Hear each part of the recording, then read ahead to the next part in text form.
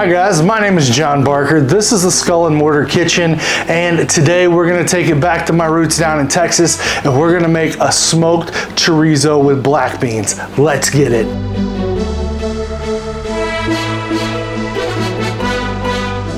Guys, I like to make my own chili powders from scratch, so I went down to the local Mexican market and picked up these dried guajillo chili peppers. That deep red, beautiful color shows you that these guys are quality and are packing in that flavor. We're just going to cut the stems off and try to keep as many of the seeds as possible. If you want less heat, use less seeds. Now we're going to drop these into a coffee grinder, which also works as a spice grinder.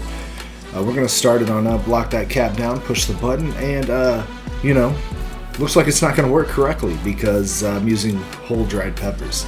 So that's not very smart. So I'm going to throw these in my Ninja blender, in my food processor there. Like I said, we're keeping all those seeds because I want to pack a punch with a little bit of spice there.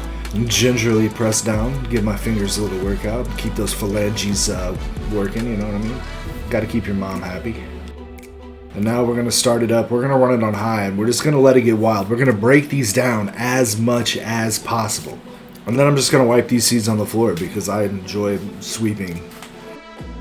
And now we're going to take our blended down, processed down guajillo peppers and put them back into the spice/coffee grinder. Now if you thought I was going to show you me grinding them twice, I'm not going to do that, but I am going to take some ancho peppers and we're going to basically do the same thing. We've already cut the tops off. We're going to process them down in the food processor here, and then we're going to re-grind them into a powder using the spice grinder. Now if you feel like your peppers are not dry enough, if you're not getting the kind of grind you want, you can throw the whole peppers into your oven, keep it low like 160, just until you get the dry crispiness that you need.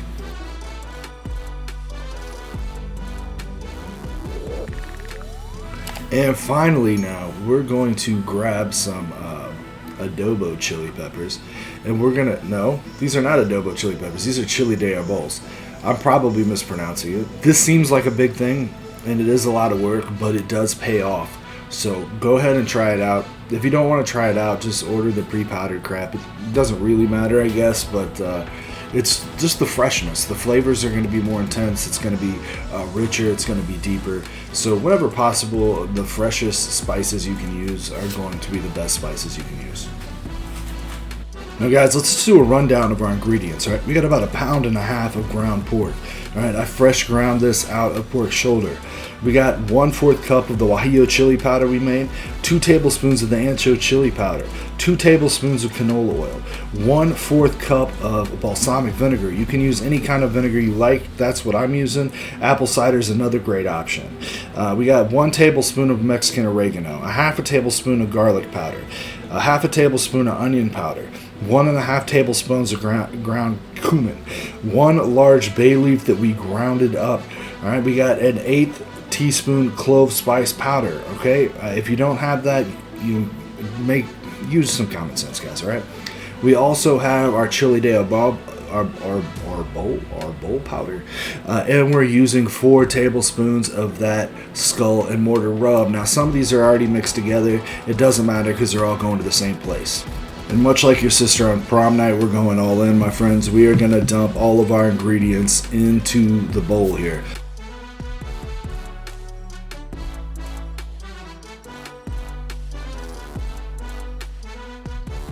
And I'm going to go ahead and throw a little MSG in here. I changed my mind. I'm going to change it up some. Put it in or leave it.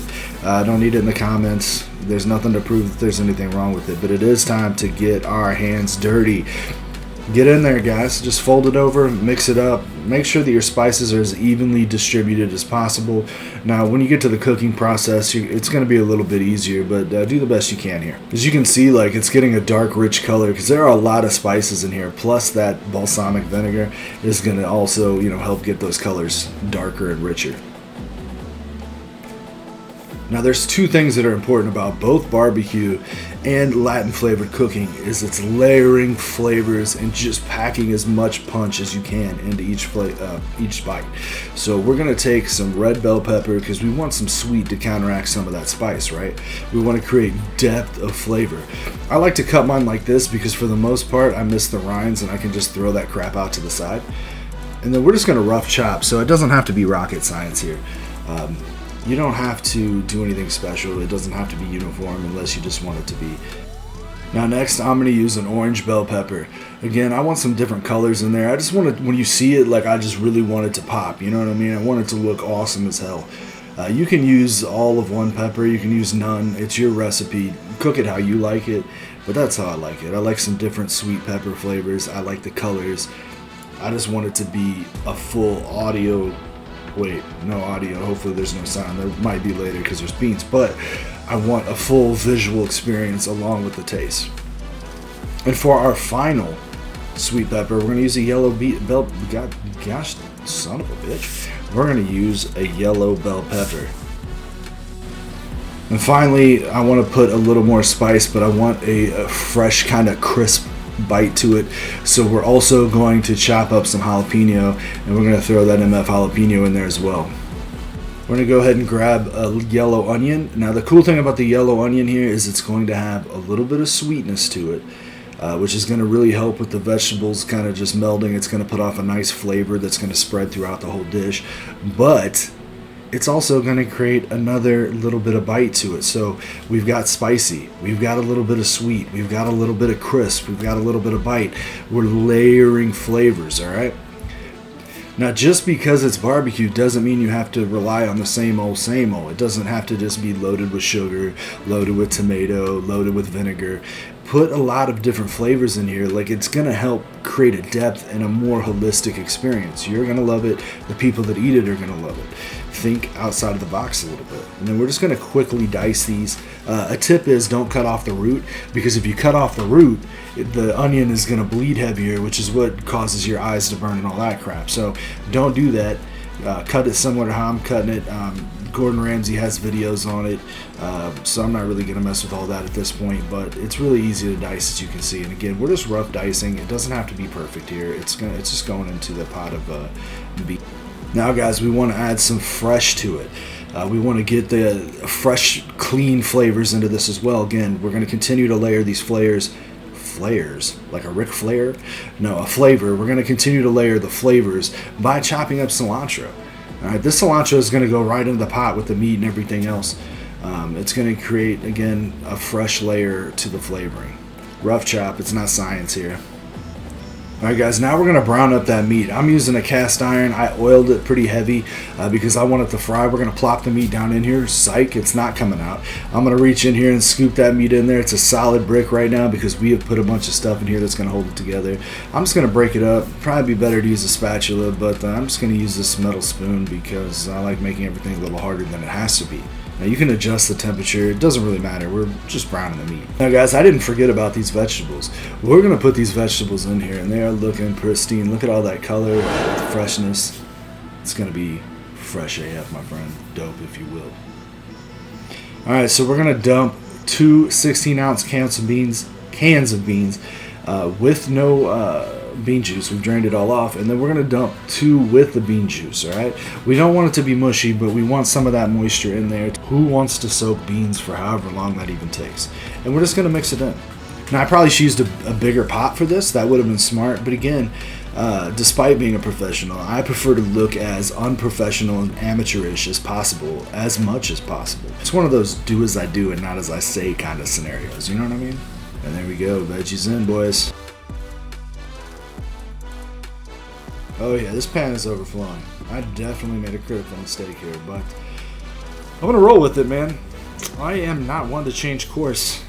Despite the evident mess that's upcoming, we're gonna go ahead and stick it out, and we're gonna make it happen. You don't want to cook down these vegetables really in this situation. Just get them good and mixed, because you're gonna throw them in the smoker, which is gonna cook them down some, but it's still gonna allow them to have a little bit of crisp and bite. If you cook them down too much here, they're gonna get soft.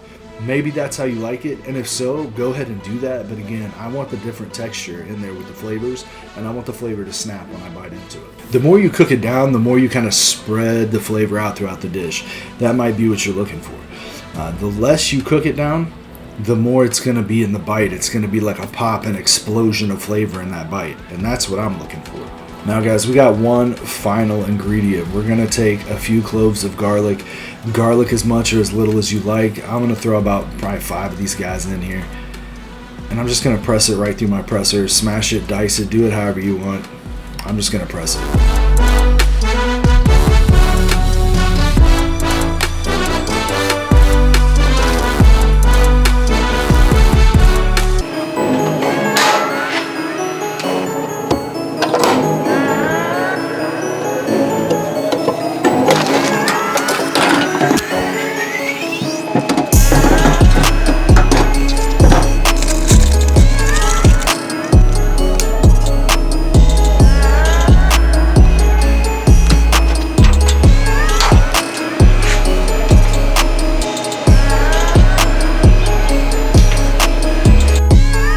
Guys, check this out here. Look at this delicious looking treat of chorizo.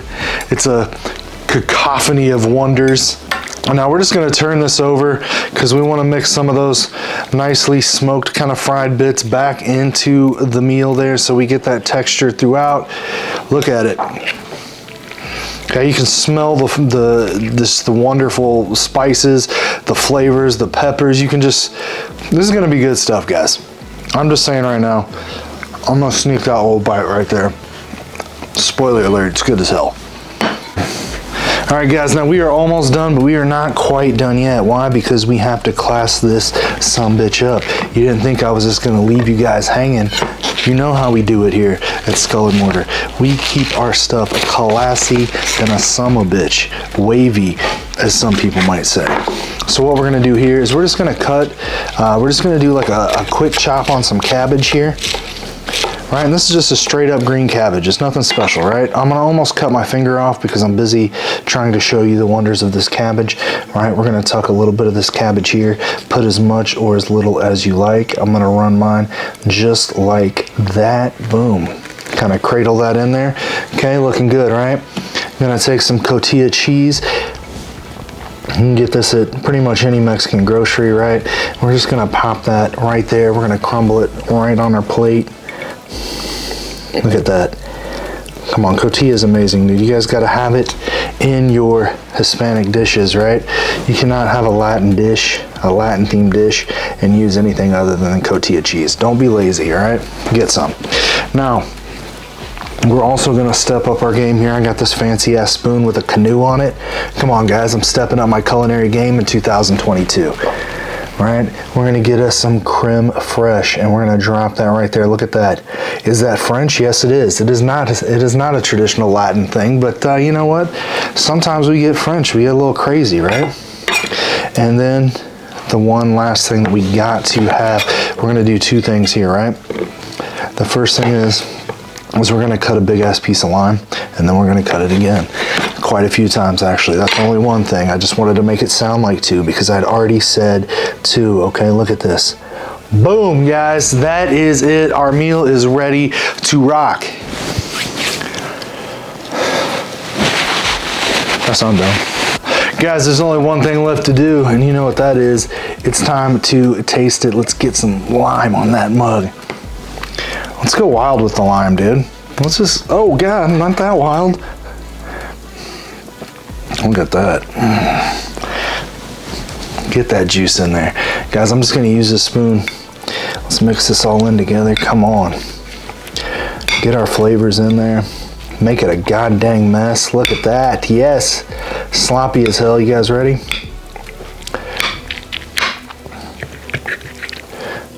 Let's get a bite. Steaming. Oh yeah, you can smell that.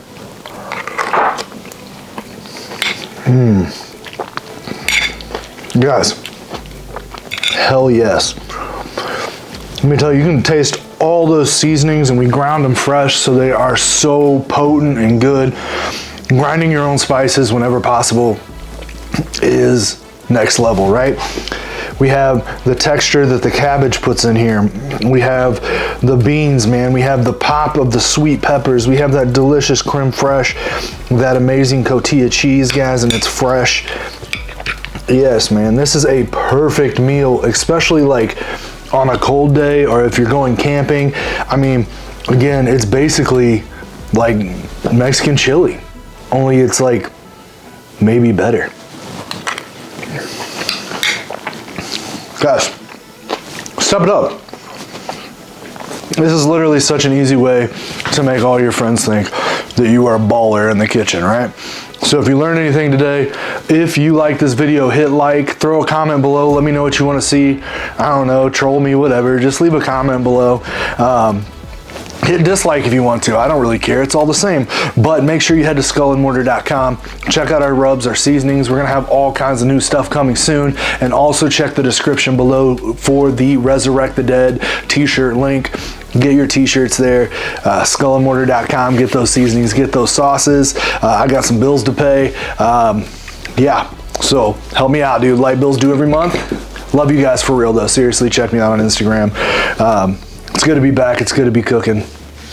Thanks for giving me something to look forward to every week. Love you guys. I should end this video, but again, I just have this problem where I just keep talking. I mean, I know I should stop. I know that I'm on everybody. I'm just going to take a bite. Bye, guys.